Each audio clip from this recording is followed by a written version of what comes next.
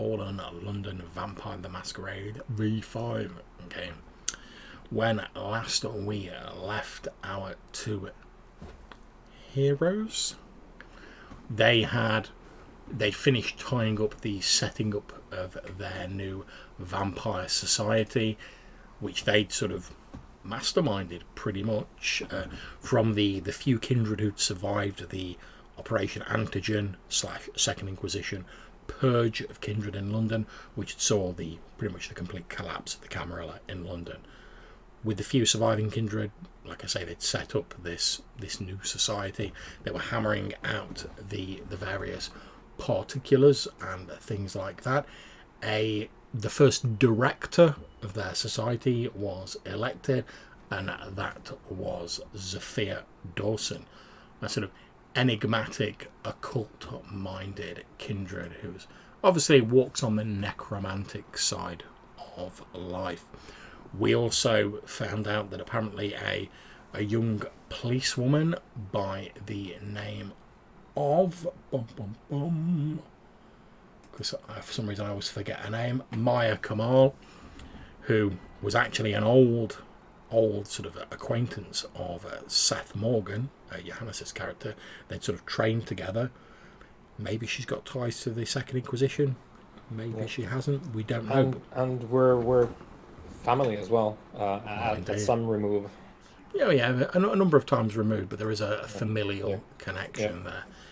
But she was the one who had to give Seth the unfortunate news that his apartment may have some bodies buried there, since it was built by a construction company belonging to a man called Caleb Reese, who was a serial killer back in the day, and he'd used his cover of this company to dispose of his victims in the latter stages of his dementia, because he's an old man in the present day of the setting, and perhaps prompted by the spirits of his victims, he'd confessed, and they're basically going around digging up the floors of all of these places where he said he put bodies, Seth's home being one of them. Now, Maya Kamal was the young sort of policewoman who was overseeing all of that, and recently Seth was contacted by the police to tell them, like, yeah, you can move back into your apartment, but he discovered that apparently Miss Kamal had actually gone missing. Seth went to have a look at her apartment, and it had pretty much been ransacked, although with his keen investigative eye, he realised that it hadn't actually been robbed. Someone had deliberately just tried to make it look like there'd been a robbery, and he was able to find a few things the police had missed, including a piece of paper which seemed to convey that Miss Kamal had some ties to the Second Inquisition. Also, young Adrian Resnick, aka the Ripper, bumped into an old acquaintance of his, a psychiatrist who treated him for some of the issues that he had in his younger days as a result of his traumatic sort of background.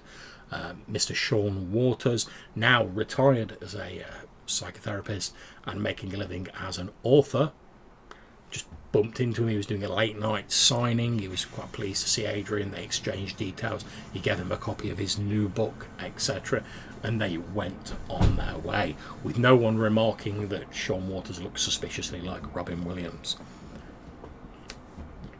So, and that's where we find ourselves at the minute, with Seth perhaps planning to try and find out what's going on a little bit more with Miss Kamal's disappearance. There's also the matter of Mr. Underwood, Adrian Underwood, was it Adrian Underwood? I forget. Bum, bum, bum, bum, bum. I think it was Yeah, sorry. Because my brain wants to say Adrian Underwood, but then I'm like, I can't have called out three people Adrian, surely. Harold Underwood. No, it's not Frank Underwood. It's Harold Underwood. Harold Underwood was a sort of Toreador who is the sire of one of the sort of slightly more anarchy-like Toreadors who's still in the city. They discovered that he'd apparently been quite unpleasant to his childer as part of the selection process, and that she had a severe beef with him. Before they could resolve any of this, Underwood's house apparently caught fire and burnt down, claiming the life of both him, it seems, since an old skeleton was discovered in the sort of fiery remnants, the ashes of the home, and also that of his butler, who the fire service saw sort of go back in to try and rescue someone, and he was also consumed by the flames. They've received word as well from a young kindred who they'd sort of mentored, Amanda Knight, a young Nosferatu who was sort of embraced against her will, and recently joined the coterie of a young woman called Finn, who is a sort of bourgeois anarch style kindred. She recently contacted Adrian to say, oh, there's something strange going on, like Finn and a lot of the others keep like disappearing off for hours on end, but they're like keeping me out of it, and they keep leaving one of the other vampires with me to keep an eye on me, but I don't really know what's going on. And Adrian arranged to like keep in touch with her via sort of coded text messages so we could find out if anything was going wrong. So that's pretty much where we are at the minute, guys.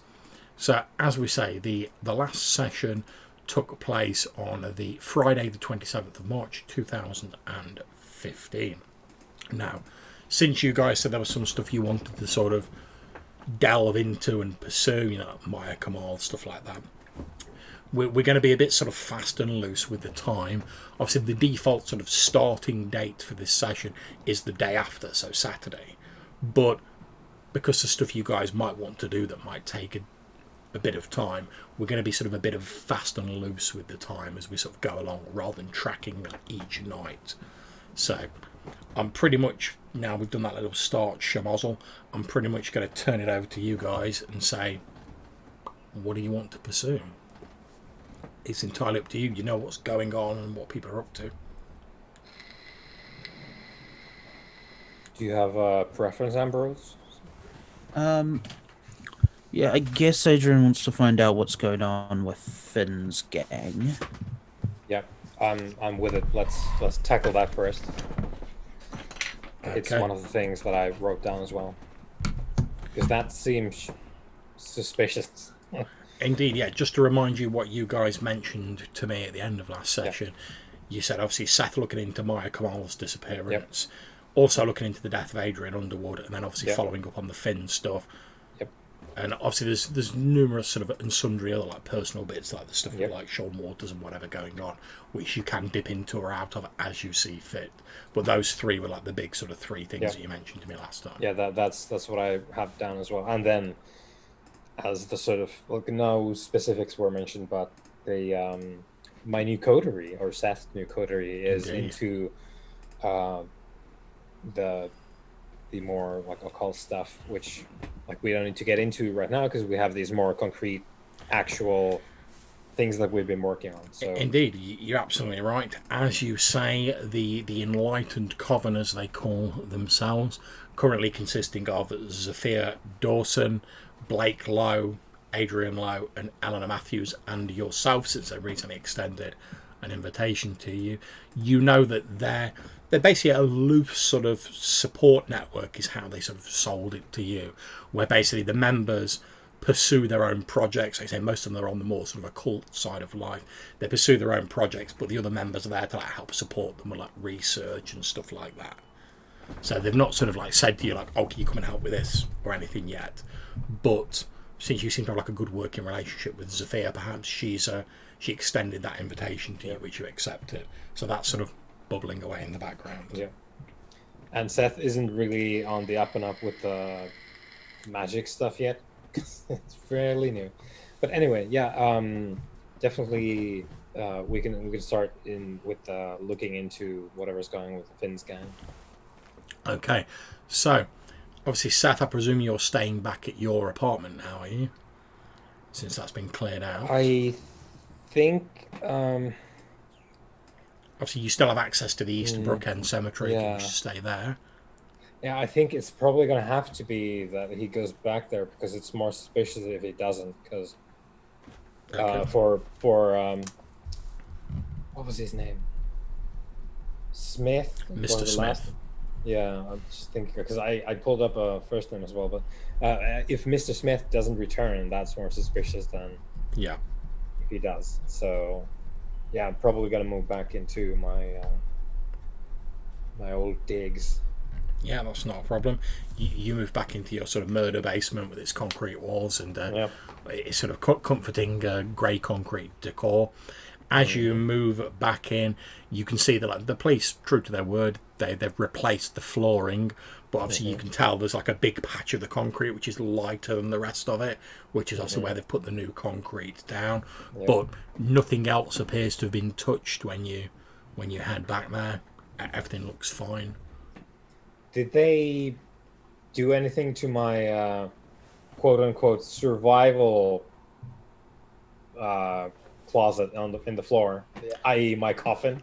They don't appear to have, no. Oh, okay. Yeah, they probably checked it, of course, because that's what they wanted to do. But yeah, okay. So that's good, and I'll settle back in. Okay, yeah, no problems. It doesn't take you long to get all settled. Yeah, get the zip ties on the table like a That's it, yeah, get your supplies out, exactly. Okay, so Adrian, since Seth has moved out of the Eastbrook End Cemetery, obviously you were sort of like crashing there with him. What are you doing about your arrangements at the moment? I think Adrian's going to go back to sleeping in hotels that he makeshifts into decent havens. Yeah, and he's probably going to be starting to keep an eye out for his own like permanent haven at some point. Yeah, that's absolutely fine. No problems with that. Okay, so can you both please make me your rouse rolls for the evening? I'm not going to make you make loads of these. I'm just going to have you make one at the start. Like I said, we've been a bit fast and loose with the time, but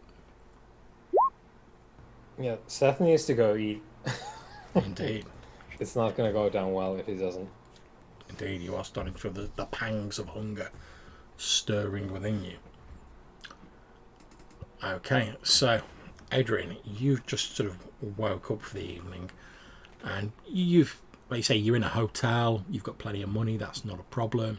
You're just sort of like doing your nightly routine, getting yourself ready, getting yourself together, etc. When all of a sudden your mobile phone that you've sort of like placed on like the dresser goes. Brrr. I take a look at it. Okay, you pick it up. You can see it's from Amanda Knight, and it consists of two emojis. The first one is like the vampire emoji, and the second one is a phone handset. A what? Like a phone handset. Okay. Did we agree on what that meant? Did you want me to call? Yeah, you expect she wants you to call her. It's not overly complicated. Like, that means not to call me. Yeah, it's like it's a double bluff. Yeah, like call a person instead of a vampire. I like throw the phone out the window because it means bail out. Compromised. It's the secret sign. Call everyone a vampire.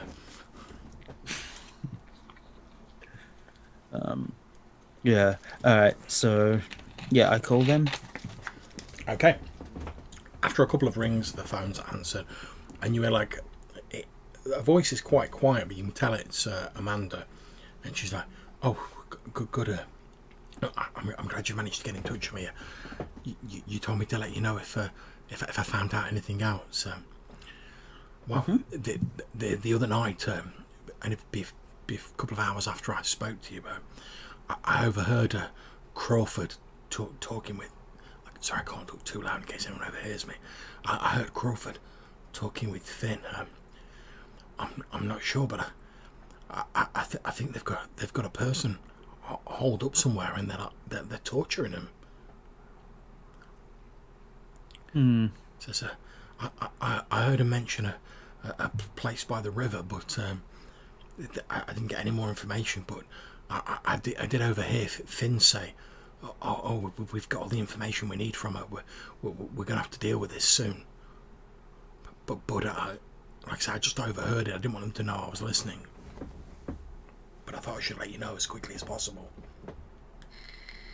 Okay, so they have a kindred or immortal? I don't know. They didn't say. Like I say, I couldn't get too close because obviously they've like I said to you before, they've been trying to keep me out of the way of this because they don't fully trust me. But I just heard him say they'd got someone holed up. I don't know exactly where, but they said down by the river. But I didn't hear any more details. But like I say, Finn said, well, we've got all the information we're going to get from her. We're going to have to deal with it soon. That's why I thought I'd better call you as quickly as possible. Okay. Thanks for the information. Look, I've got to go. They're coming back. Dude. Right. I let the phone hang up because I assumed Adrian probably put it on speakerphone as he was getting dressed, and then was like, oh no, they're speaking too quietly. Yeah. Okay. I call Seth. Okay, yeah, I take out my Leatherman, use the pliers to punch the answering button. Okay. And by now that means it's good. That if there's gonna be a reply, it's gonna be because it's Seth. Yeah, Seth and technology do not go well together. No, but the line connects. So. Hey Seth, can you hear me? You can hear me. Yeah, of course you can.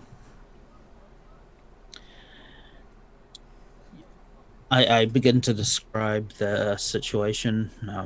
I think some friends of ours might have captured someone. I'm not sure what rule violations there are, if any, but it's a potential thing to look into. In a moment of revelation, I think Seth takes something else to tap his Leatherman on, and he's gonna Morse code to Adrian, just on the off chance that Adrian picks up on it. I was saying, does Adrian speak no Morse code? No, absolutely not. Okay, so then there's the clicking. Yes, so you're basically just doing Oh no. They've captured Seth. And they can only tap to respond. I like to imagine that as you're frantically tapping this out, Seth, in the background, you can hear Adrian being oh my god, I think someone's captured Seth. He can only speak in clicks.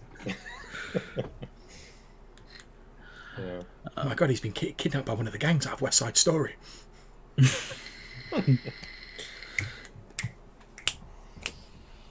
Yep. I know he never should have rumbled with those greasy jets. Alright. Not knowing what you just said, I just say, look, let's just meet. We probably have the usual place in the center or whatever. The usual place. Mm-hmm. Yeah. Okay, so since this is a place where you guys normally meet, what sort of place is it? Is it just a street corner? Is it an all-night cafe? Is it an all-night supermarket? Unless again, Adrian it is absolutely an all-night supermarket. Mm-hmm. those places are that would look so suspicious if we keep meeting there and not buying anything because we don't eat. Or it's I'm buying this hand sanitizer. I'm buying this bleach. I'm stocking up in case something happens. See, you could look at that as suspicious, or you could look at it as a chilling portent of the future. Yeah, that's true. It's do you have the XXXL waste bags available at this time? They'll be oh no, I'm afraid that's too many X's. Yeah, that's not PG anymore, sir. Yeah. So I guess if there's some kind of a round the clock mall situation or a shopping area, there will be a shopping centre. In fact, let me just Google that and we'll see what they've got in terms of shopping centres in Barking. So we could definitely meet up there. because there's bound to be always someone about with the like food courts and fast food places and all that.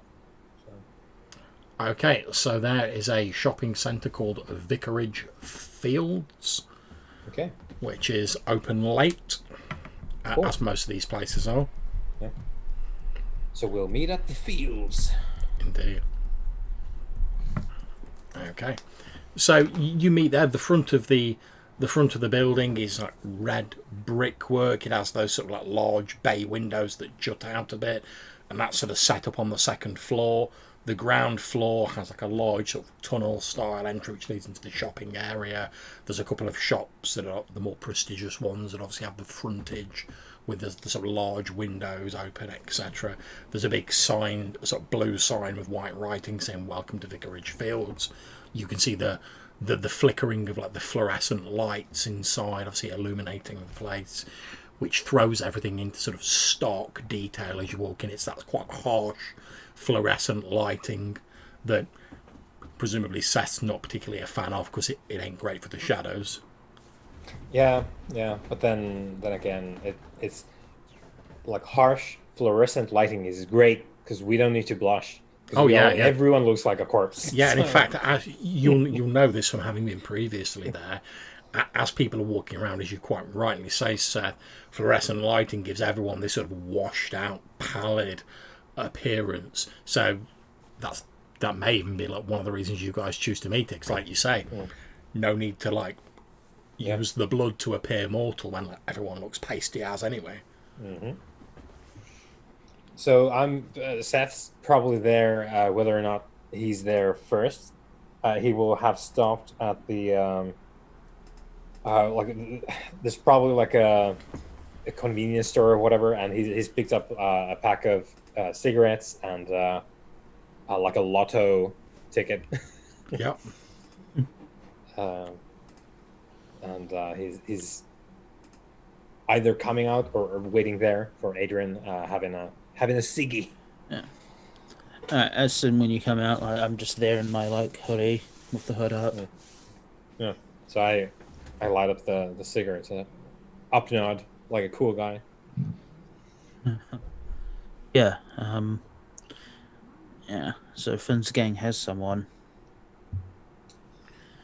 Yeah. Do we know if it's one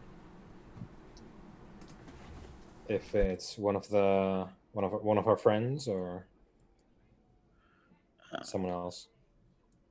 I don't know. I have no idea. Okay. Amanda didn't seem to have any clue. Hmm. Do we know where this is going on? It's, Amanda said something about by a river. Hmm. So river. Well, there's the big one. there's the if I wanted to have someone in a secluded location, I might take them to the industrial depots and the storage areas by the river. That might be a thing.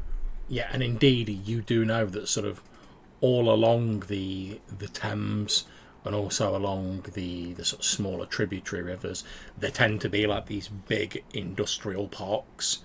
I mean, you certainly know that on one of the tributaries, like Carlton Security is like on one of them because like the river's a good place to have these sort of big industrial parks. You're close to like the transport links, etc. And certainly a lot of them are sort of holdovers from like industrial times when you needed the river nearby. And I know I've mentioned this before, but I hate how there's a River Thames by the Thames and a place called River. It's It's Johnny Place Namer was. it's one of those things that obviously baffles people who aren't from Barking, but like all the locals sort of like know that like if you say like the Thames, you're probably talking about the river. If you just say Thames, you're probably talking about the district. Yeah, I bet there's a Thames Street as well in Thames. Yeah, by the Thames. There most definitely will be a Thames Street.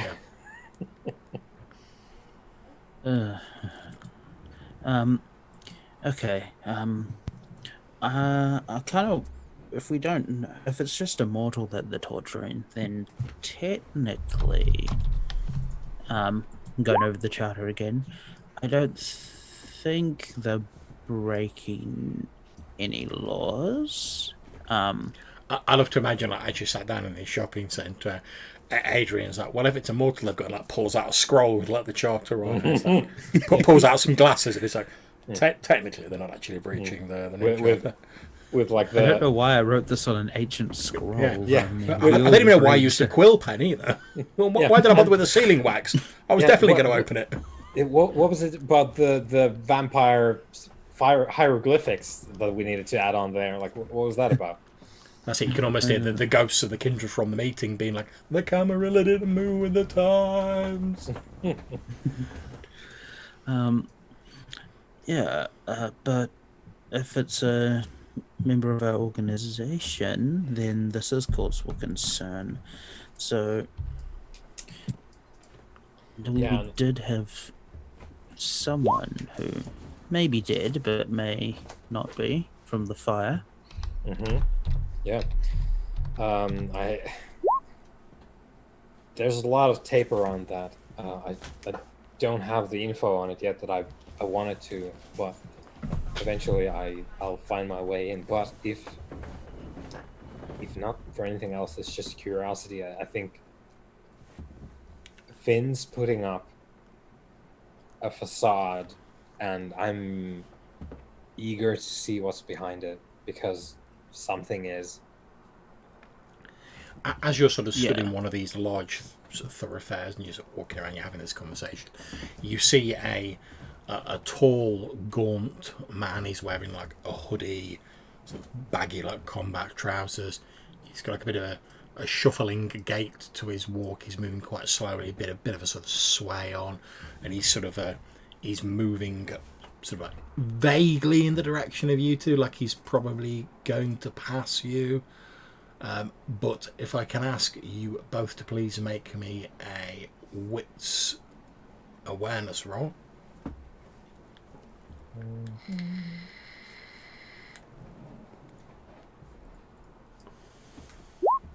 Ooh. Nice. Okay, so Adrian, you're obviously like a bit into like checking the charter, so you don't notice this. Seth, you notice that as this guy's sort of like shuffling down, he's got his head down, he's got like a hood pulled up. As he's moving along, he's sort of like scratching his arm, and he's obviously like the sleeve of his hoodie is like reddened up, and as he's scratching his arm, you can see like his arm is very pale, and there's like multiple like marks from like needles in his arms as he's sort of like moving along, and he's quite fidgety, and he's like scratching his arm, and then like pulls his sleeve down. Yeah. Is he would it be possible to tell, like, is he gonna be one of those who come up to you for whatever reason and they're like, hey man, you holding? Like, He definitely seems to be like slowly sort of, I suppose shambling is any word I can use, in like your two's direction. He's sort of like slowly shuffling over to you, and as he gets a bit nearer, he's like, hey, can you spare some change, man? yeah, sure. I've not eaten in a couple of days, man. Just like a few quid or something. Yeah, Just get myself a sandwich. Because I was just at the general convenience store, so I have my change for, because Seth don't use no cards, let me tell you. So I'll take out whatever I have for like 5 and change, and I'll actually hand him the cigarettes as well, and like the matches that I bought. Okay, roll me a d6. That classic. That's it. Classic I'm a fan die. of the classics. Yeah, 3. Okay, yeah, so he looks quite surprised when you give him some cigarettes as well as like a few quid in change, and he takes it off you and he's like, oh, cheers man, thanks, and he just sort of like takes a cigarette and the change and sort of shambles past you. You can hear him sort of scratching his arm as he like shuffles on further into the shopping centre. I guess I'll sort of, because a couple of steps away, I'll sort of like loud whisper to him. It's like, hey, I don't mean to get in your He business. like turns around and like lifts his head up a bit. You can see this like really pallid, like Yeah. drawn, pale face that looks pale even compared to everyone else in the fluorescent light. And his eyes are a bit sort of unfocused, and he's like, "Yeah." I don't mean to get in your business, but maybe use some of them matches to burn the sharp bit before it goes in. Just to it doesn't itch that. I don't want to but just thought I'd say because He just sort of nods and then he turns around and he carries on shambling off. I'll turn to Adrian. It's like it kind of gets me every time, especially now because there's not a lot of difference here, or I don't know if you know, but it sure feels like that to me sometimes.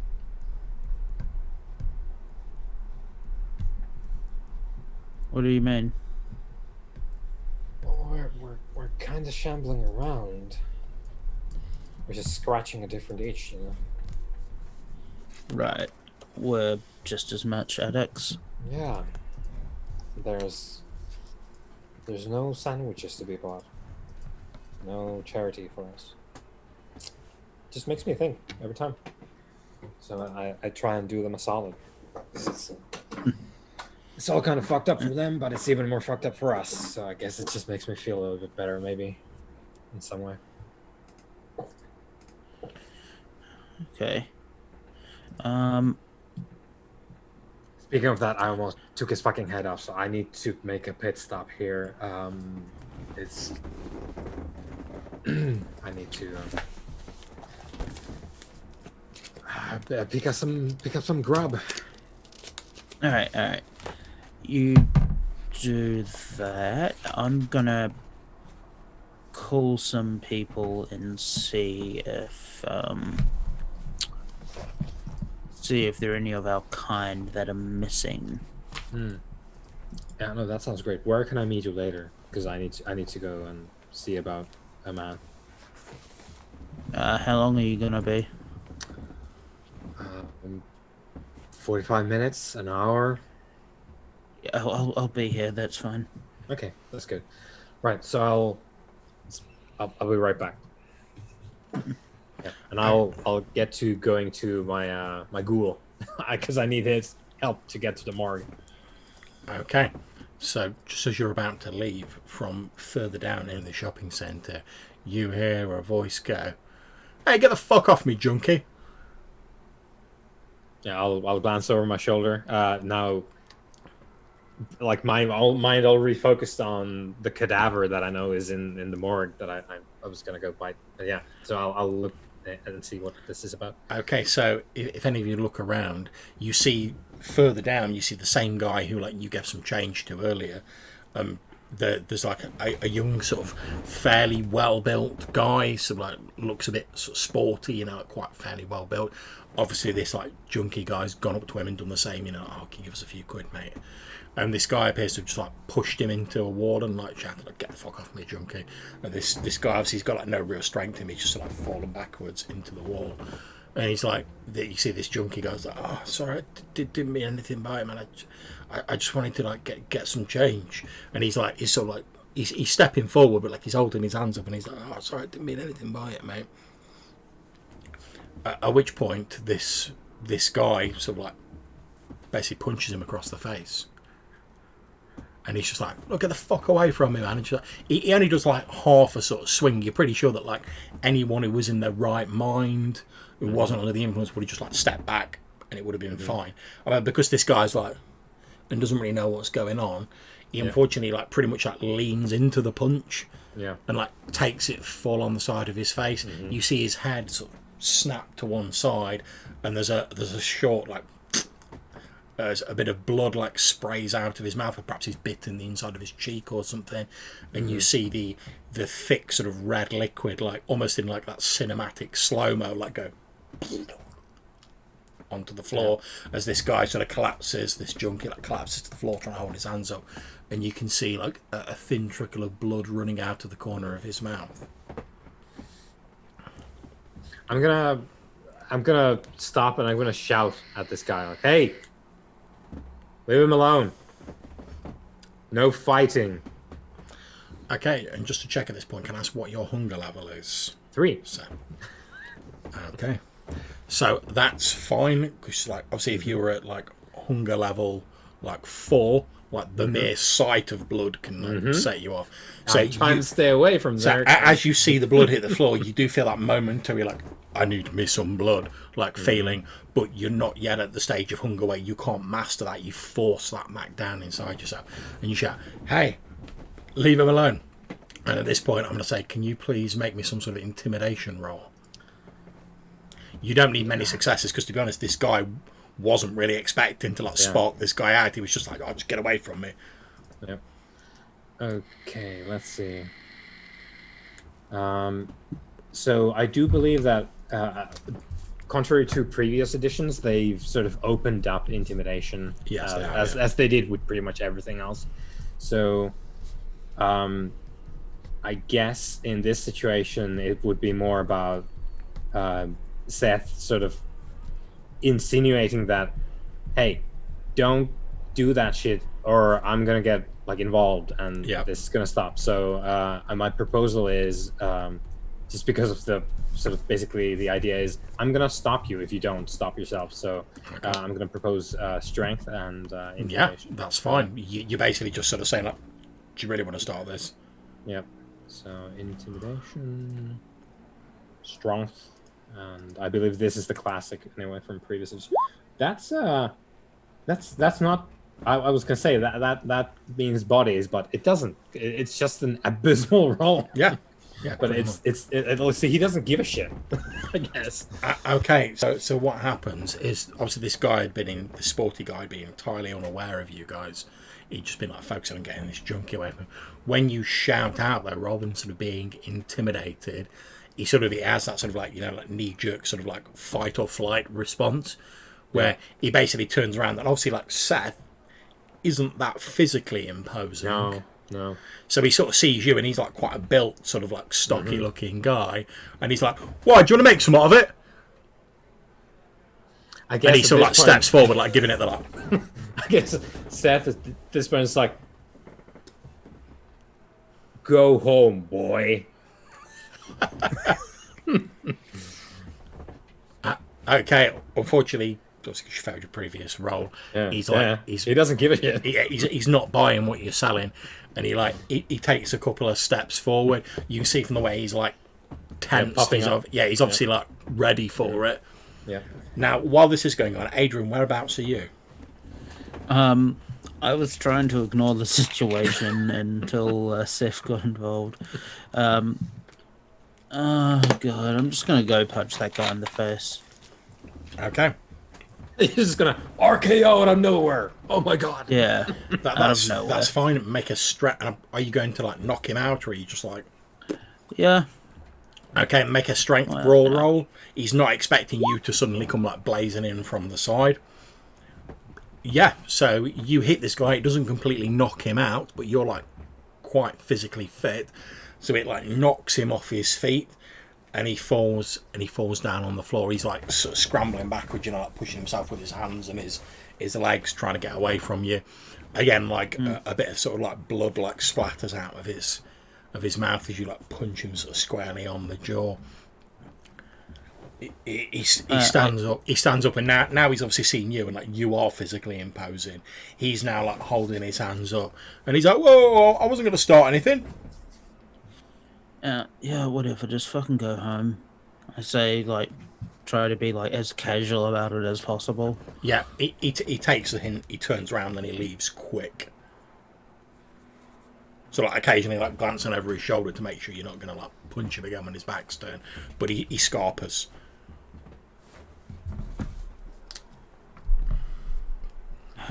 Leaving just you two and like the junkie guy who's still like.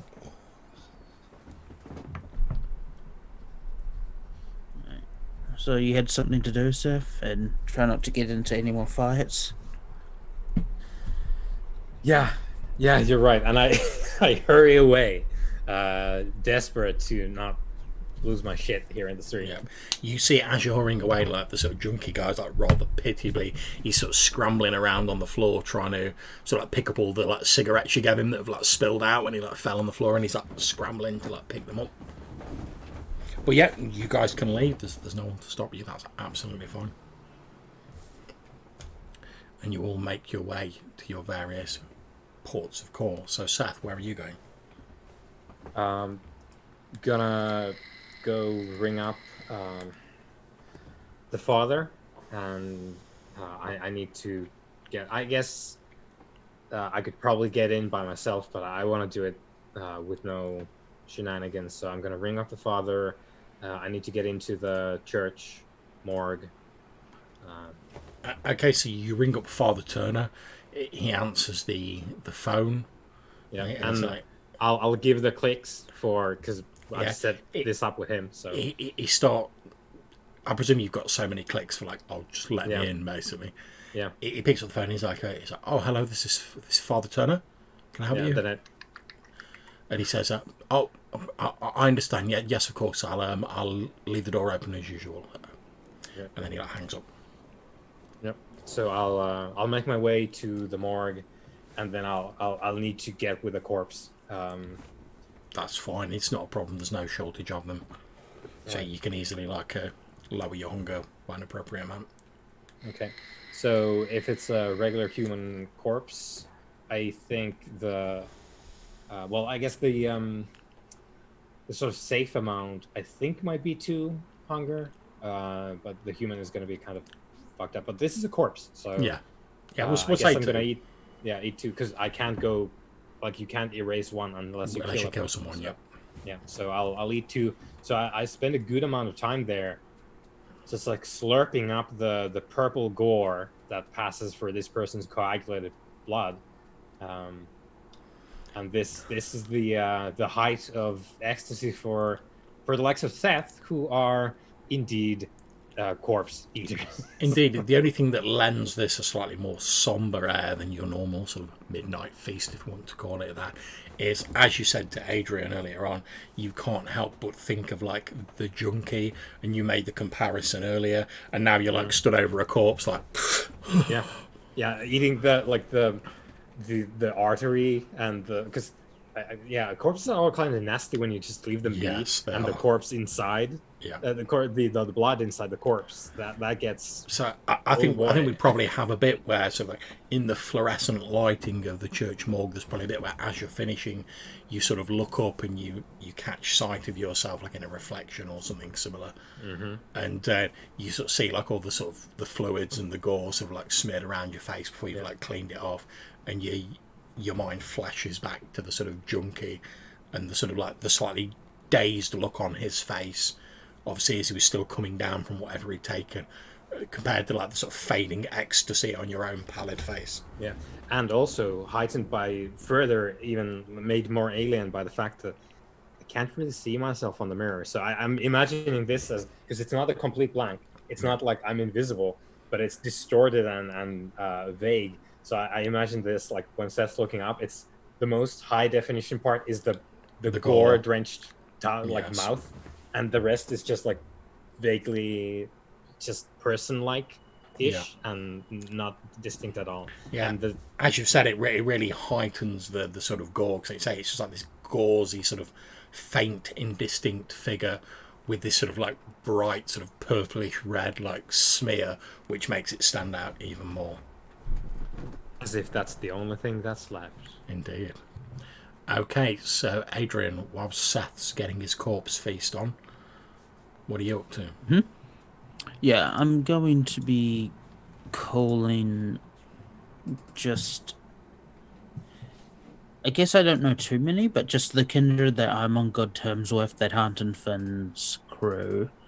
I'm just asking, gonna call some of them and just ask if they've like noticed anyone going missing.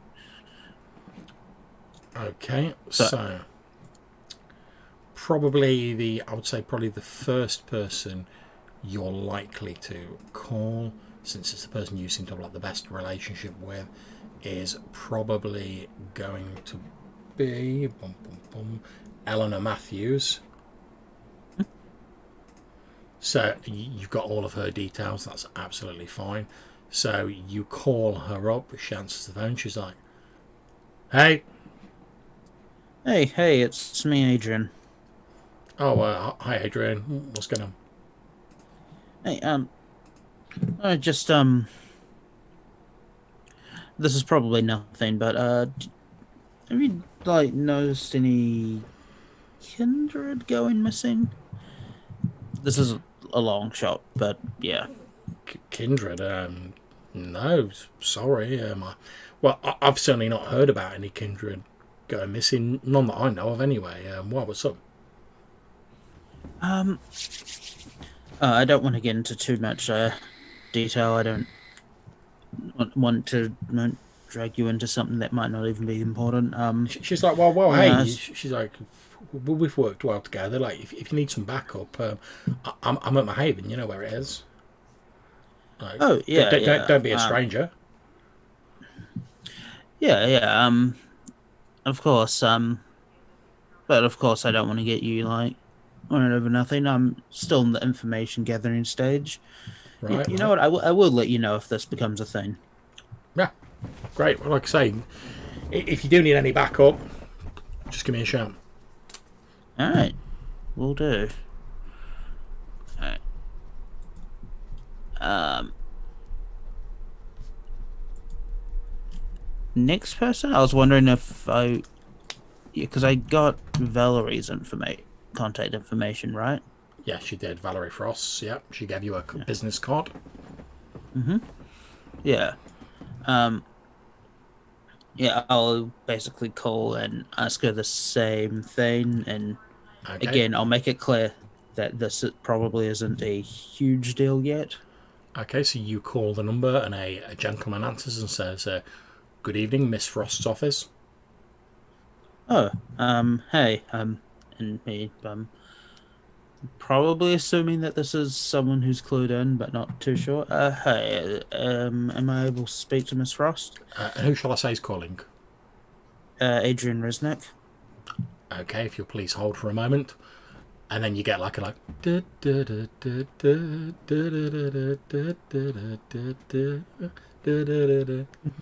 sort of hold music.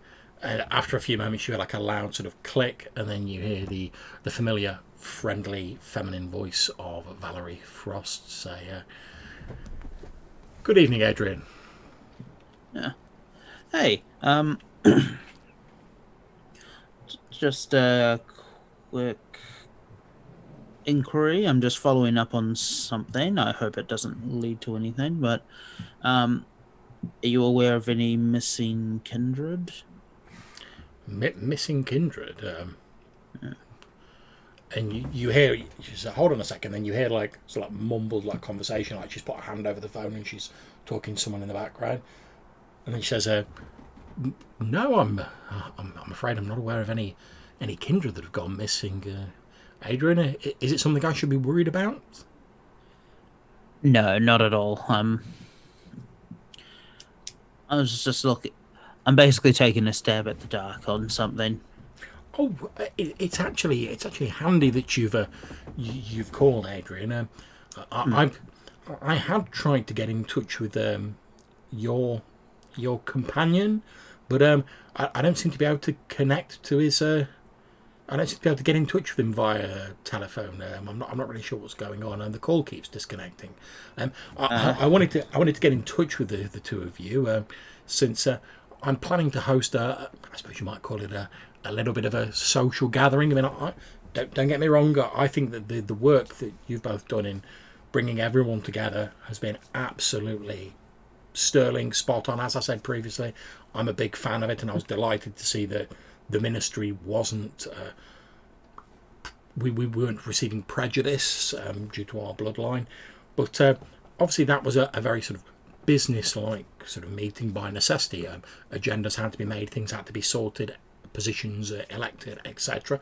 I thought it'd be a nice sort of thing just to have a small group of the London Kindred, get together in a slightly more social, relaxed environment. So we're not only seeing each other when we have like serious issues to resolve. 'Cause I know we have to be cautious and we have to be careful. Of course I do, but that doesn't mean we can't try and keep things on friendlier terms as well. And I thought, well, since we've got the Enigma Club, I thought, why not on one of our days when we're not having the club open for the general public, why not have a small gathering, just a few of the local kindred attend.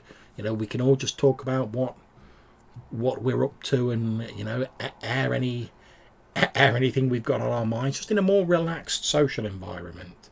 I mean, Right. after all, we were all mortals once, and I think one of the things that obviously we talk about the big things that our current condition, if you want to call it that, takes away from us. The sunlight, etc., family, friends, but I often think that one of the things we forget is it's the little things that it sometimes takes away from us.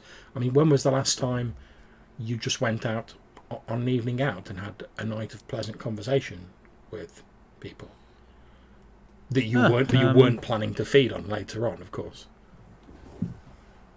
Oh well. Yeah. I think it's a good idea.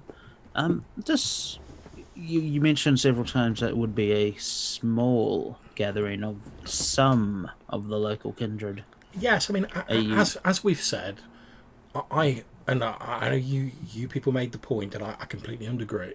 I completely agree. Sorry, we need to be careful. Obviously, times being what they are, if we had a massively large gathering, we're putting ourselves in needless danger. But I don't see why we can't have like a small gathering, just maybe half a dozen kindred, just to socialise and just relax, and maybe like set aside the burdens of our own life, even if it's only for a few hours.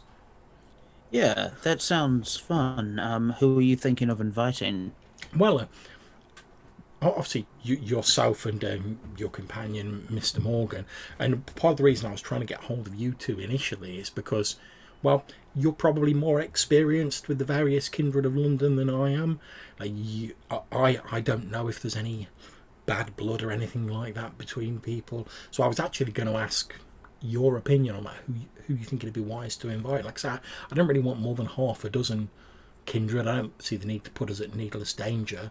So I was actually going to ask for your input on that. Because like I say, I mean, much as I want to socialise more, obviously being a little, as I said to you previously, being a little bit wary because of how my clan's perceived, I really haven't done that much socialising. I've been busy establishing the club, sorting out the paperwork and stuff like that, and all the various things that go with it and business deals. I've not really had a chance to get to know the local kindred. So who do you think it'd be wise to invite? I think for a moment and say, all right, so Finn and Blake's crews seem to not get along, and instead of dealing with this potential sectarianism, why don't you invite some of the people who aren't affiliated? Because I could see if you invite someone close to the director or the director, then people might feel insulted if they were snubbed out on this. Yeah, But if you you see invite, my point. That's why I wanted to speak to you, because, like I say, it's by I mean, I'd love it if I could just say, yeah, all of the kindred in London are welcome to attend. But times being what they are, I think that's an unnecessary risk. But I really don't want to insult someone by seeming to give preferential treatment to this coterie or that coterie or this group or that group. So yeah, I think that's a great idea. So the more sort of unaligned kindred, yes, I think that could work. yeah, so why not? And then I suggest Eleanor. Eleanor's not in the coterie, right? Yeah. Eleanor actually is in a coterie. Oh yeah. Okay. She's a member of Blake's Enlightened Coven. Yeah. Oh right. Yeah. Sorry, I forgot about that conversation. Um. Yeah. So I guess I'll pick some of the people that are on the list that I didn't talk to or I know are unaffiliated. Like. Yeah, that's fine. I mean, you don't have to stress about going through the list. Yeah, I mean, we'll just say you pick like 5 or 6 kindred that you know aren't in a coterie. yeah, yeah. Like, I'm just looking through the list, and there's Oh like, yeah, feel free. like Alistair Cross. Like, I don't think we spoke to. Caleb Goodman might be good to invite, but he comes with like 2 Nagaraja, so that's half the guest list. um, the Giovanni Desmond. Okay. No, they're part of that thing. No.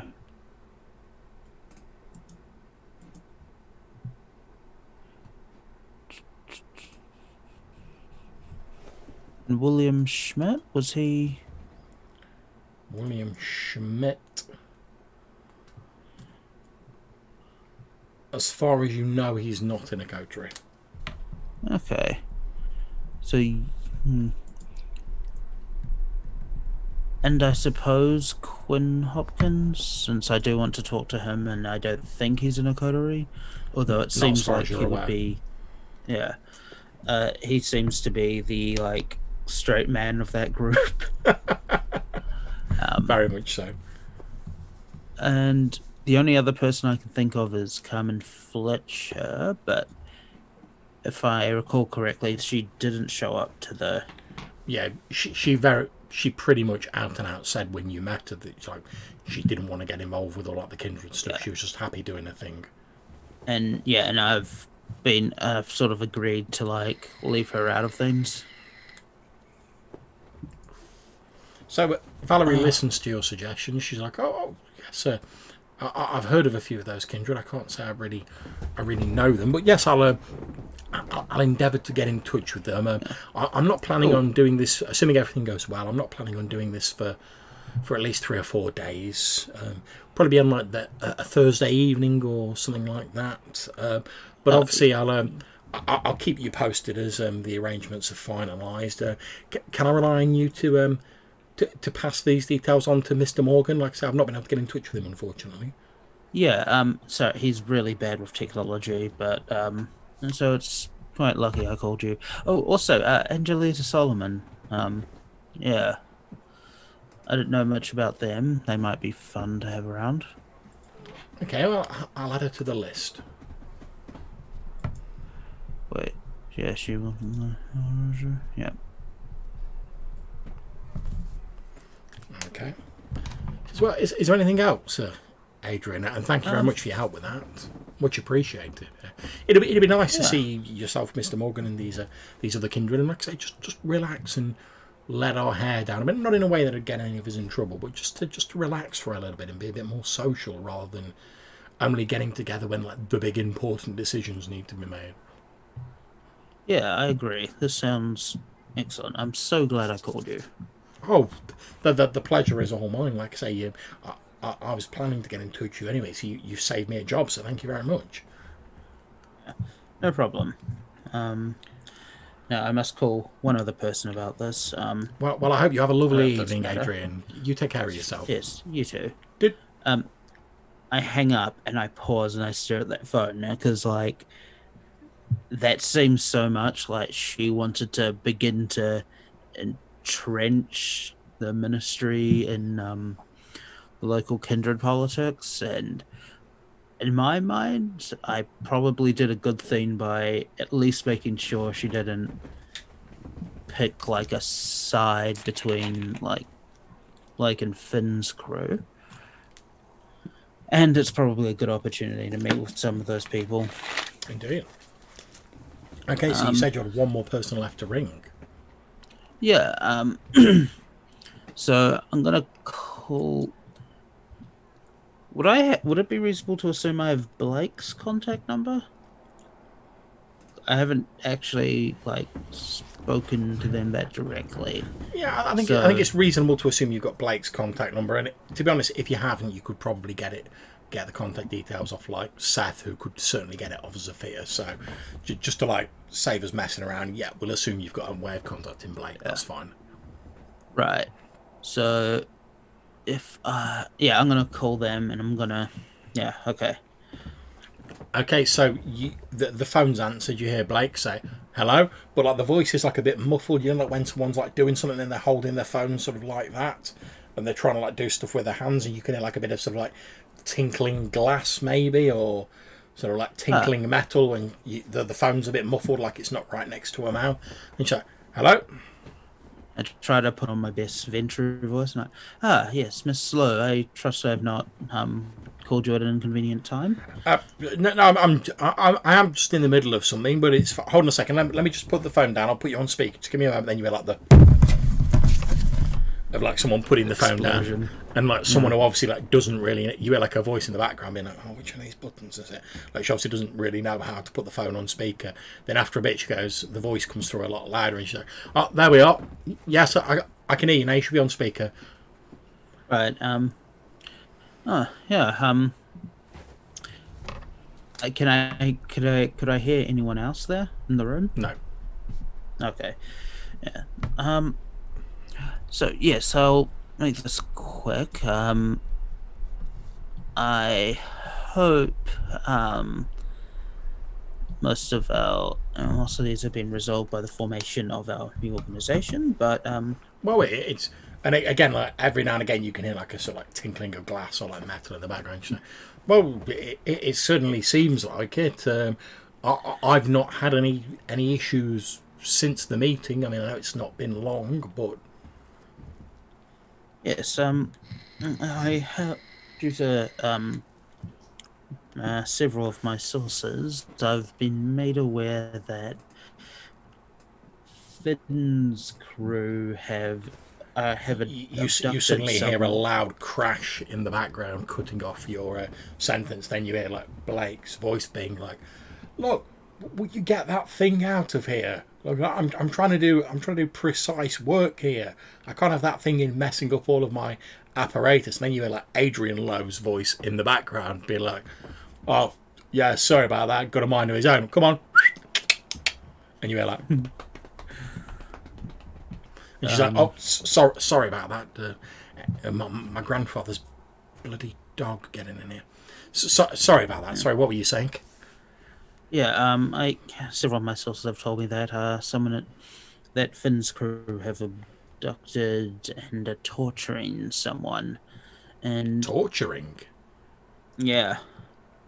She says, "Well, and I know obviously if I speak too ill of Finn, you're going to assume it's because of our previous animosity, and I can understand that, but I'm not going to say that I'm surprised at you telling me that. I mean, torture, yes, but that she's got into some sort of trouble, I'm not really surprised by that, to be perfectly honest. I mean, you saw when we were having our little disagreement how her temper flares at the slightest provocation. I mean, I know the Bruges have always been hot-blooded, so to speak, but Finn really seems to have a chip on her shoulder, and I said to my grandfather, and when we were having our little disagreement, I said that I thought her problem wasn't actually with me. You know, she was just like venting when it came to our sort of pouring that into our argument. But I've had no sort of cross purposes with her since the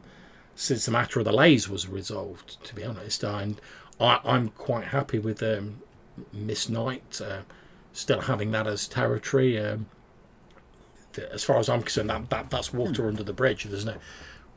I've turned my mind to other things now, so there's no animosity on my behalf. But I'm afraid I don't know how much help I'll be, because I've not really had any great deal of contact with Finn apart from seeing her at the meeting. I mean, given our previous argument, I've tried to stay a bit out of our way now that's resolved. I thought no need to provoke her further. Yes, and that's very commendable. What I was hoping to get from you was just either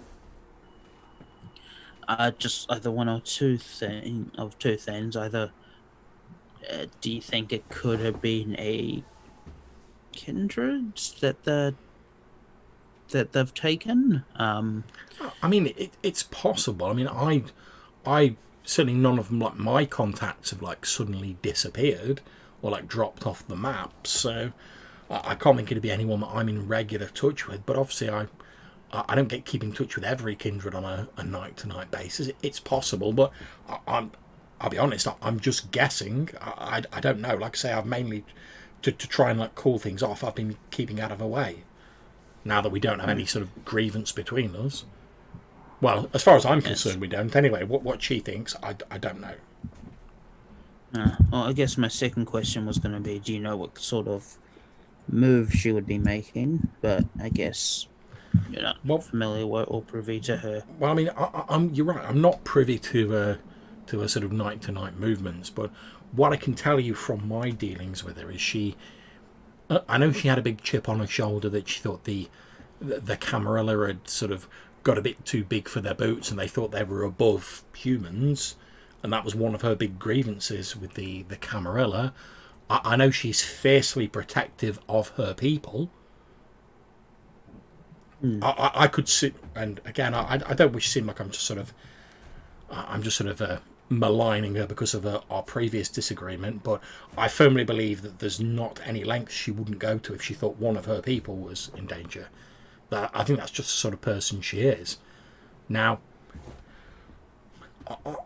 do I think she's the sort of person who's more likely to have like an instinctive reaction rather than like being calm and sort of looking at a whole situation?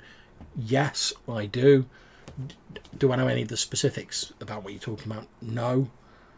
But I firmly believe that if Finn thought she was doing the right thing, she's so bullheaded, there is nothing you could say that would persuade her that she wasn't doing the right thing.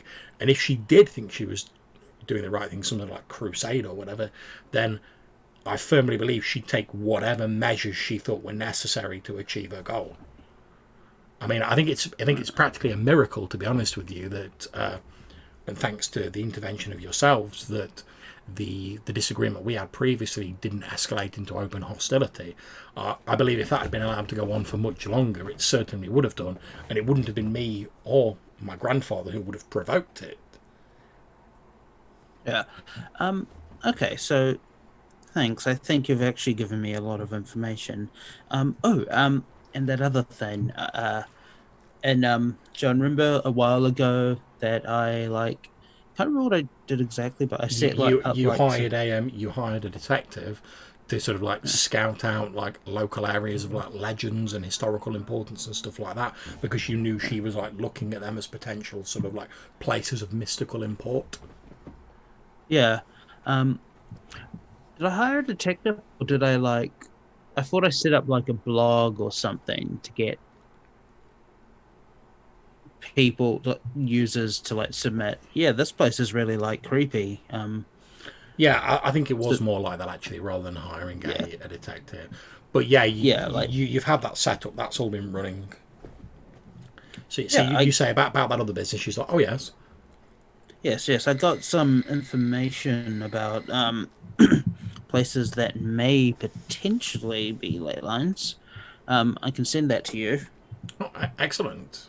Yeah, yes, I'd be happy to receive that. And obviously, I remember our previous conversation that I'd owe you a favour in return for that, and I'm quite happy to stand by that. Obviously, just let me know when you need the favour repaying, basically.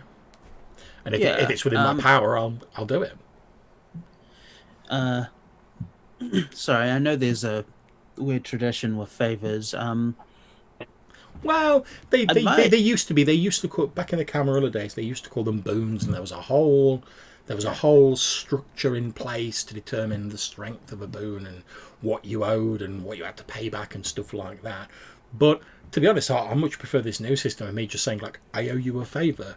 Now, obviously, if you come to me and you say, I've got some information and here it is, and I'd like you to place your own life at risk in return by paying off this favour, I'd be like, well, hold on a second. But as long as it's not anything ridiculous and it's within my power, I'm quite happy to quid pro quo, as they say. Okay. Well, when I see you in person next, I might have some questions about the nature of our blood. Fine. I actively, and I know Sophia's been trying to do the same with your friend Mr. Morgan. I actually encourage people to to look into that stuff, because as far as I'm concerned, the most, and I know this is only my opinion, but the most dangerous thing for us at the minute, besides Operation Antigen, is kindred who don't fully understand themselves. So I think that the less we know about ourselves, the more likely we are to make mistakes. And as we saw with the purge, the more mistakes are made. If someone makes a mistake, it doesn't just reflect on them. It can cause tremendous problems for all of us. And I'm very keen to avoid that. Excellent. Well, yes, well, until we next meet. Oh, take care of yourself. Alright, I hang up, and I think about what she said about Finn and about how that place burnt down and Eva had a bad relationship with her sire. And I'm like, I don't know. Maybe they're just torturing him in his own life. It might be possible. Anyway, then I sit back and just wait for Seth. Okay, so after you've fed Seth, you've slaked your hunger on the mortuary corpse. Is there anything else you want to do before you meet up again with Adrian? Not really, no. Okay, so where are you guys meeting up? Are you meeting up in the same place in the shopping centre? Yeah, I think so, because that's what Adrian said. Yeah. Okay, no problems. So we'll fast forward to you guys meeting up probably an hour or two later in the Vicarage Field shopping centre again. You're both sat in like a small sort of cafe that's part of the shopping centre. Like most of it, it's open all night. London's like a 24/7 city, so there's people like finishing night shifts and stuff like that, coming in, getting a coffee or a Red Bull or whatever. No one pays you guys any mind as you're sat at a table, Adrian, and you see Seth walking into the cafe. Over to you. Alright. So I think that we do need to look into what Finn is doing with this person. Yeah. Did you make your calls?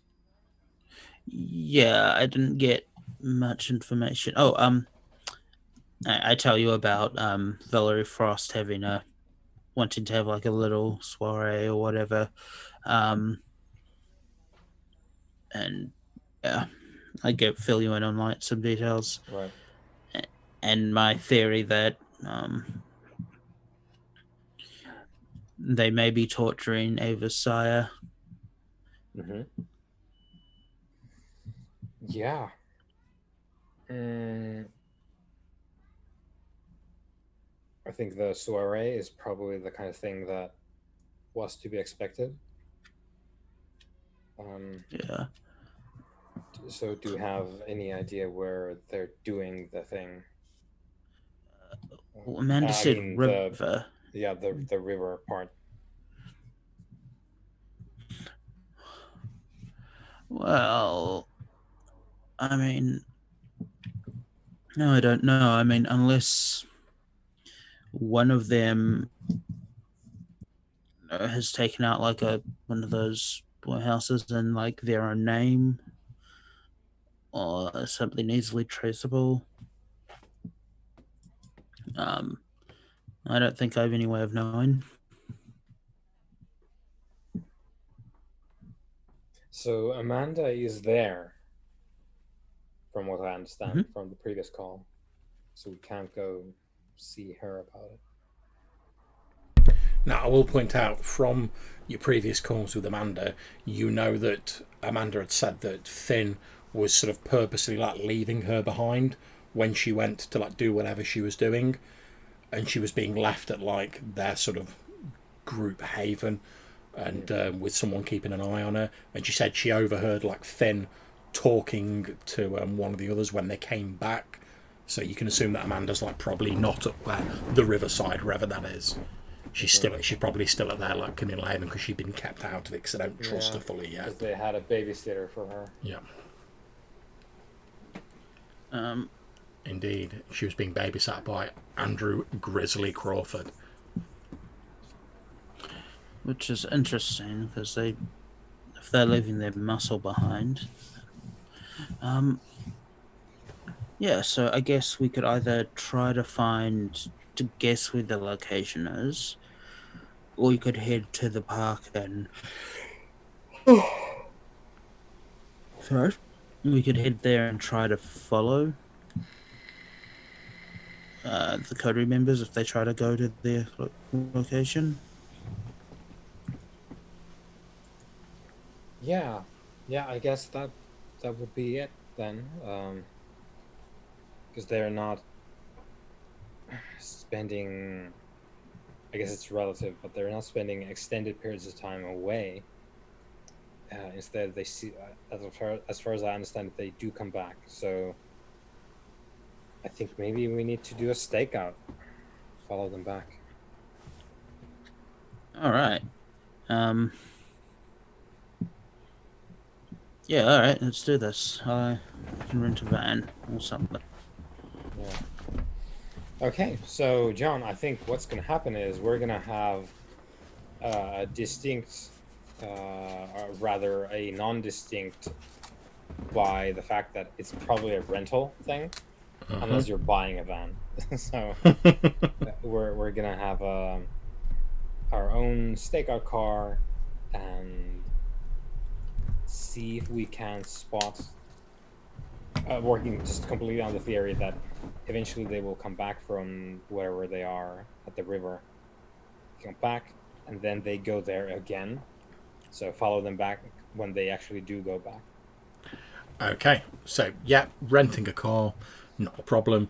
You know where their sort of like group haven is, so you staking out, and after like sort of near the end of the first evening, you do see like one of those sort of like removal vans like pulls up, and you see Finn and her coterie, with the exception of like Crawford and Amanda Knight, sort of piling out of it, and they then start walking across the park back towards like the Haven building. Now, how good are you with electronics? Fairly decent. Because I'm thinking there might be a GPS on that car, or vehicle rather, and I don't. If they don't, I can't use them, right? So maybe Okay. you could get that and see about the logs. Okay. Yeah, am I able to like try to look up like the registry and see if I could like track some sort of GPS? Okay, well, first of all, obviously you head up to the van. Obviously, it's locked. Mm-hmm. Yes, that's something I can do. So yeah, out comes the lockpicking tool set. Yeah, so make a roll to break into the van.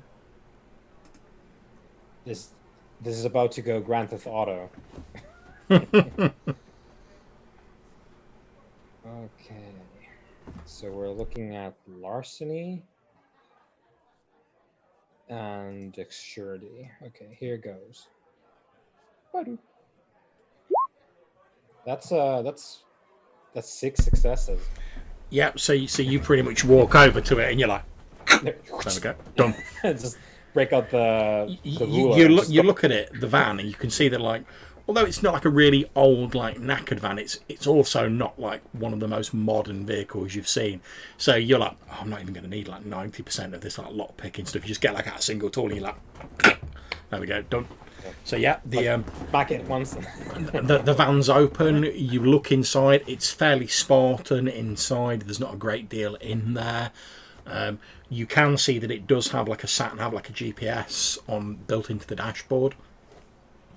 Can I make an intelligence technology roll? You most certainly can.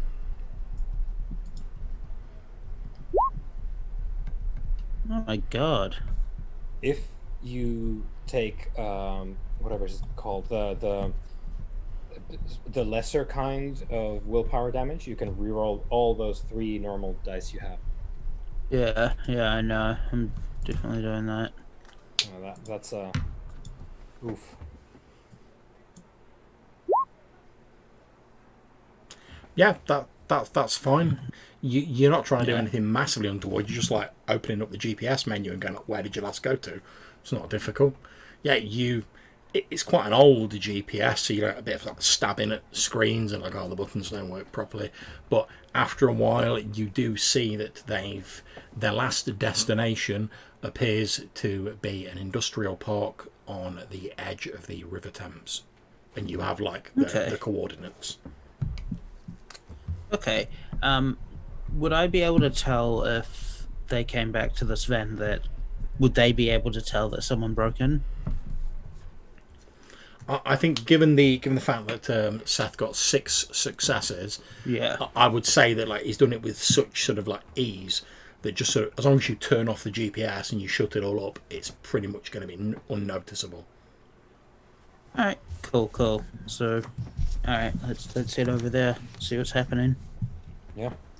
A little bit late night. It's probably getting quite late because they came back anyway. Yeah. So it's good. No, we need to go. Okay, yeah. So, like you say, you've probably got like a few hours left in the evening. So you guys jump in your rental car, you follow the coordinates, you head to this industrial park. Obviously, you've not got like the coordinates of the exact building. You've just got like the coordinates of like the industrial park. So it does take you like maybe like an hour of looking around. You see numerous buildings. Obviously, you don't know particularly what you're looking for. There's loads of like warehouses, etc. So, are you guys looking for anything in particular, or how are you approaching it? Because there's lots of buildings in this industrial park. Yeah. If we have the coordinates, do we have like the precise location, or if I was looking No, at the you just have GPS, like then- you just have like the centre of the business park. Because obviously they're just like putting the postcode of the business park. I guess the first would Okay. be like any logistics or shipping related place. Okay, in which case you can both make me a perception investigation roll. So not perception, a wits investigation roll. Yeah, perception is not a thing. I know, in I this keep one. forgetting. Yeah. So yeah, wits and investigation, I guess. Where is it? Here we go. I keep losing the investigation bit, even though I'm using I it know, all the yeah. time, but just losing it. The place. Okay, wits. Okay, fine. Okay, so you look around. You don't find anything particularly untoward. There's a few logistic style places around, but nothing really pans out. You're just about to like return to your car because it's getting like pretty late. When you happen to spot like a small sort of run-down building, and you can see that it's got like an old faded sign above it. It like looks like it's not been used for some time, and you can just about make out the sign. It's, like I say, quite faded. The paint's all chipped off it, but it says Alpha Records Recording Studio.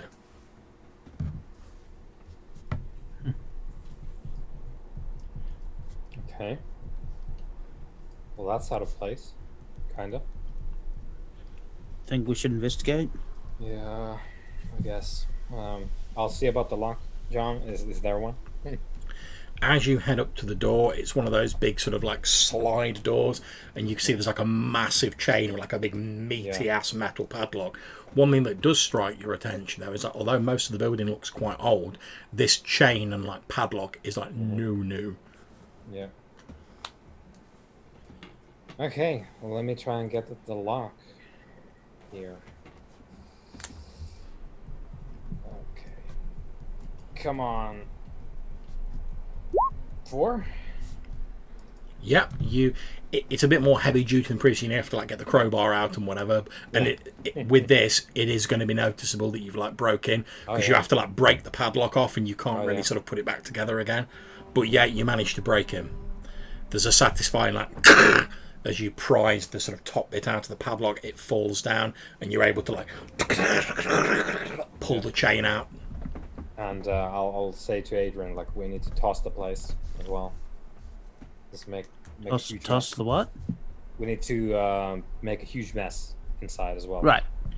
Yeah. Make it I look mean, like let's someone... find out what's happening first. Yeah. Yeah. I mean, yeah. Okay. And I'll actually take the length of chain. I'll hold on to it that's because fine. that shit hurts. Yep.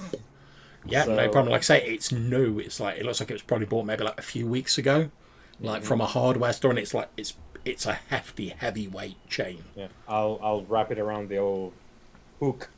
No problem at all. Okay, so as you head in, you can see that this place is very much like one of the old like Recordio studios of old. It's quite small. There's basically like there's like the recording bit where you would have people like on the sort of like the sound decks and stuff like that. Then there's a like a big sort of plexiglass screen, and beyond that would have been the actual like recording area where the artist would have actually stood and done like the recording. However, as you head in and you go into the bit where like the recording decks would have been, and there's a few odd bits of like old machinery lying around that's blatantly not been used for a while. As you peer through the sort of plexiglass window, you can see a young woman covered in dried blood, tied to a chair, sort of in the middle of like the recording space. And as you peer through the plexiglass window, you recognise Miss Kamal.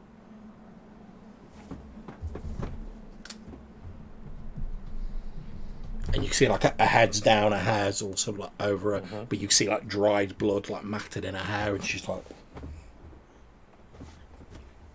Wait, sorry, who? It's Seth's extended family. Oh, okay. Is she? So she doesn't seem to be extremely aware of her surroundings at the moment. no, she's not moving at the moment. Yeah. Okay. So this does answer some questions, and also what the fuck. What do you mean? Who is she? She's someone that I know, and someone who I'm fairly sure is with Big Brother, at least being used by Big Brother, and that has a lot of implications right now here. Do we want to save them? Yeah.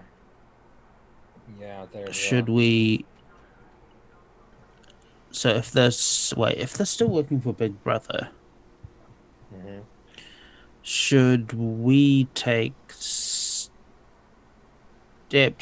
to make sure that they're less in a position to pose a threat?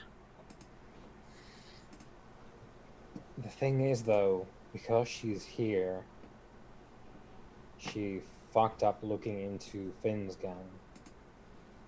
Which means that Big Brother has a beat on Finn's gang. They fucked up in turn because she's onto them.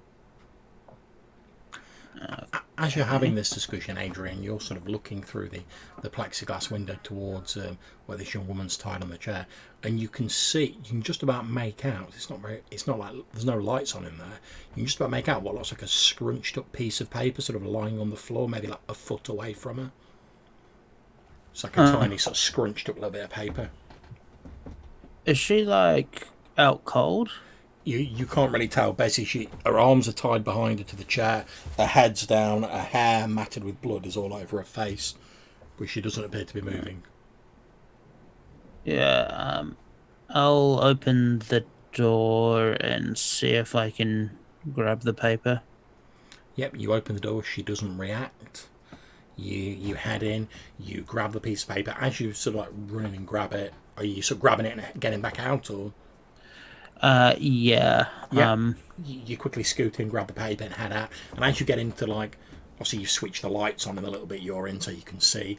As you unfurl it, you can actually see it's an old Polaroid photo. It appears to show the young woman with a number of other people, and also Seth is in the picture. Obviously, like in his mortal days, judging by his pallor or lack of. And you can also see it's crumpled up and there's like a splattering of like blood on the picture. What was this? Okay. I don't get it. Was this one of their personal effects? Yeah, probably. She had one of those in her apartment. Photos from back in the day.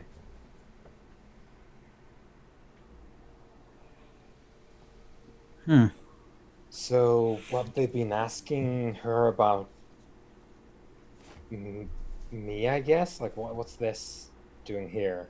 If Possibly. I mean, it was part of your speech for the pitch for running for director was that you were part of their organization. So Yeah, that's pretty much public knowledge to anyone who was at the yeah, meeting. You didn't try and yeah, hide it. It's no, not a no, secret. yeah. maybe that's how they knew to target her. I don't know. Anyway, perhaps yeah. Perhaps you should feed her.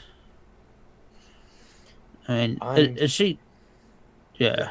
Yeah. If she's not dead now, then Okay, so John, is there a way to her? Yeah, Yeah, you can just go through the same door that Adrian did and just walk across the room. And she's like in the right. center of the room on a chair. Yeah. So yeah, I'll just go in there and like check her pulse Yep, in the neck. you go over, you check her pulse. It's erratic, but it is Yeah. present. Right. Okay. So As you're sort of near to her, you can now see sort of like bruises and like hmm marks of interrogation. She has like several cigarette burns on her. hmm Oh, they're fucking amateurs. Yeah, Okay. basically, I mean, as like a professional like, information gatherer like yourself, you're like, oh, they've gone for like the crude like Yeah. basic first torture kit Yeah. sort of style. This is some reservoir dog shit. Yeah, pretty much. yeah. Um. Okay. So is there do they have a med kit somewhere nearby for accidents? I guess. You have a quick look around. There doesn't appear Yeah. to be a first aid kit Okay. or anything Yeah. like that. Again with the unprofessionalism. So Adrian, I think what I would like to do here now is take her away. I'll even give her some pick me up when I drop her off. But I think we're gonna Sorry, get. you're really quiet for me. Oh, sorry. So I think I'm gonna take her away. Maybe Hmm. give her a little pick me up when I drop her off. She can do her own thing. She is capable enough when she's not tied to a chair. Mhm. And I think maybe we find some propane canisters and we make this place go away. Yeah. Okay. Because Um. that is entirely with the ammo of Big Brother, you know. I can. I don't know. I can probably like make it seem like an electrical fault. Brilliant. Yeah. Yeah. Yeah, I wouldn't even ask you to make a roll for that, given the sort of shoddy state of the equipment around here, and you've got the skills to do that. Okay. Yeah. Yeah. Okay, so I'll get the leather man out and I'll get Maya out of the chair. Okay, as you start lifting her out of the chair, she sort of stirs fitfully into consciousness, although she's clearly not really aware of where she is. She's like quite delirious. Sort of seeing her face, you expect like perhaps she's been drugged. Yeah. But as you're sort of lifting her up in a very sort of faint voice, she's like, "Look, I've, I've told you everything I can.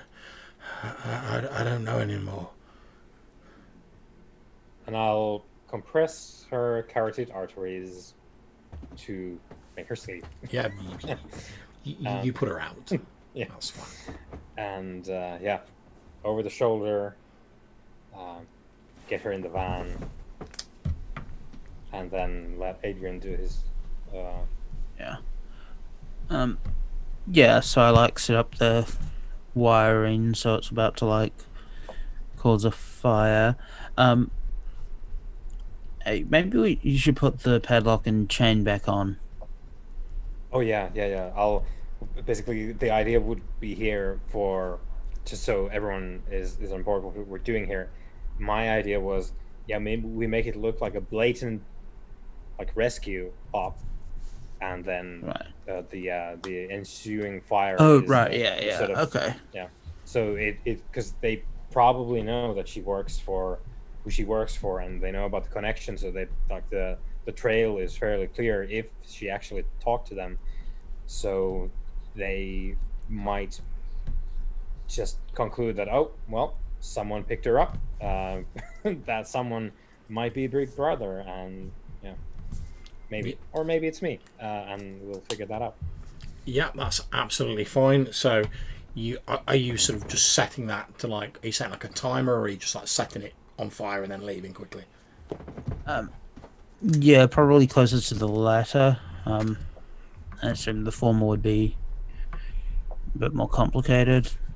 Okay, yeah. So you sort of like pull out some of the wires. You get like a small fire going. You've arranged like the furniture and stuff, so you know it's going to catch pretty quickly. But you know you've got like a couple of minutes before it really gets going. So you guys presumably with Maya jump back in your rental car and like head out of the industrial part, leaving it far behind you. As you're travelling through the streets, like I say, you've probably got like an hour or two left for the evening now. But as you sort of look out of the back windows, Seth, you can see like the sort of smoke starting to rise beyond the buildings in the distance, letting you know that obviously Adrian has been successful with starting the fire and the building is now ablaze. And you can just sort of catch the first hints of like a bit of an orangey glow, like reflecting off the sort of bottom of the clouds. Yeah. And my idea would be to uh,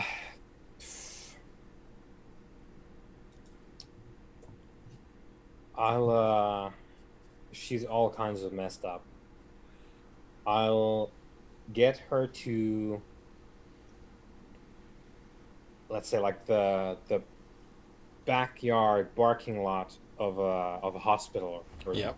equivalent, and in there write a hasty note on whatever paper I can find, Okay. and just put down uh, a favor you don't need to talk to anyone about, and then signed friend, and Okay. put that in her pocket, and then bite my wrist, dribble the vitae from my dark veins into her mouth, and then deposit her into the bushes, so that when she recovers, and we know that she will, if she's not dead and she has the vitae, then we know that she is probably going to heal to some degree, that she's going to be able to operate at least a little bit, so she can crawl into the ER or like go home or whatever she decides to do. Indeed. And, at least that's the idea, and then get the fuck out. Yeah, that is fine. That roll me a d6. Yeah. Okay. Anything but one's fine. Yeah, that's a one. Of course it is. Okay. Oh no. So, as you're sort of getting ready, you're basically just getting ready to like drop her in the bushes when an ambulance like pulls into the parking lot, and like some sort of paramedics, obviously just finishing their shift, start getting out of the ambulance. One of them spots you, obviously like over by the bushes, and like there's like the woman's leg like sticking out of the bush, and he's like, "Hey, hey!" And he starts sort of like heading over in your direction.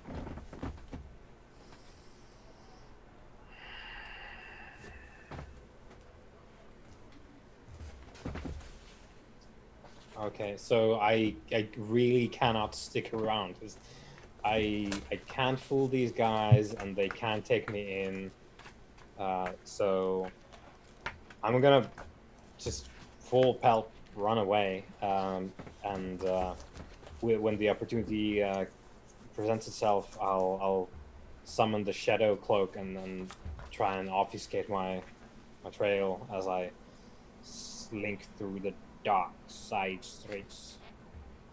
Okay, no problems. So if you're just trying to sort of get away from them, Yeah. it will be some sort of a athletics styly roll. Yeah. So I think this is the first time we're gonna do this.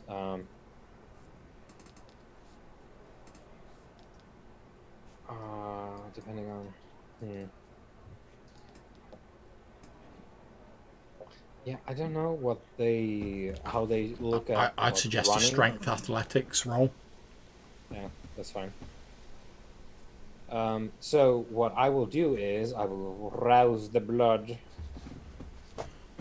Yep, no problems. Yep, I will not increase my hunger. So I rouse the blood to rouse my prowess to make use of my potence in this.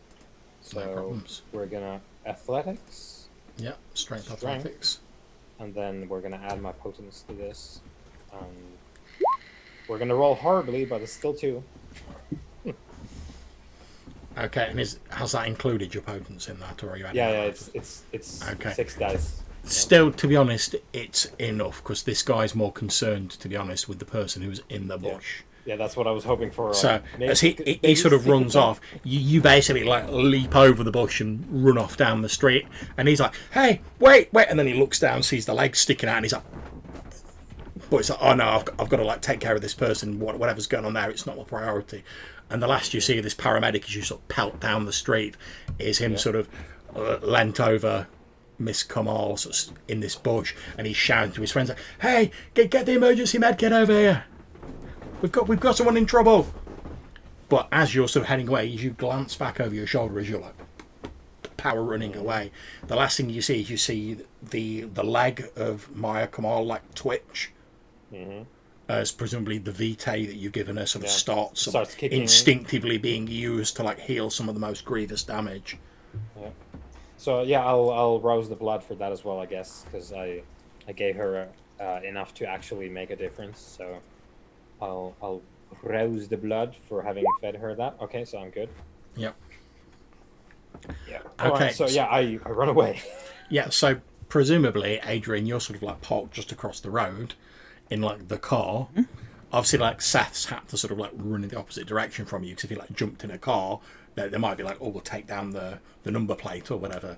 So he's just like bombed down the street. So you see all this unfold with him like, "Oh, I'm just going to gently put you in the bushes." And this ambulance turn up with the guy being like, "Hey, hey!" And Seth just like down the street, and this guy like, quick, get the med kit. And you, as you watch, because you see a bit more of this because you're there afterwards, you actually see Maya Kamal sort of start to stir, and she's sort of like, she's slowly sort of groggily sort of trying to push herself into a sitting position, and sort of you can see her sort of going like this to the medic guy, being like, "Oh no, I'm all right," and he you see he's like saying, "Oh well, let me be the judge of that. I'm the paramedic." The other guy runs over. They've got like a med kit. They start checking her over, and then you see them a bit of an exchange between them, and she's like, okay. And the two of them sort of help her. She's a bit unsteady on her feet. They help her to her feet, and the last thing you see is like the two of them sort of walking her into like the accident and emergency department, like the automatic doors opening and then shutting behind them. Okay. Okay. I think she'll be fine, probably. I don't know. I take this moment to drive away. I'm assuming did Seth run the opposite direction to me? Yeah, because obviously he didn't want to draw attention to the fact that like you were there, so he's like, Yeah, "What's the easiest way to do that? Right, go in that direction." Yeah, I'll drive in that direction just in case he's like, kind of like he's like done some running now. He's like walking, just like they're not following me. Yeah, just casually Yeah. So, Hello, fellow humans. so you take like a bit of a sort of roundabout route, and as you head down the street, like a couple of streets away, you can see like Seth is still he's slowed down to like a slow jog, and he's just sort of like jogging down the street as you sort of like slowly like pull alongside him in the car.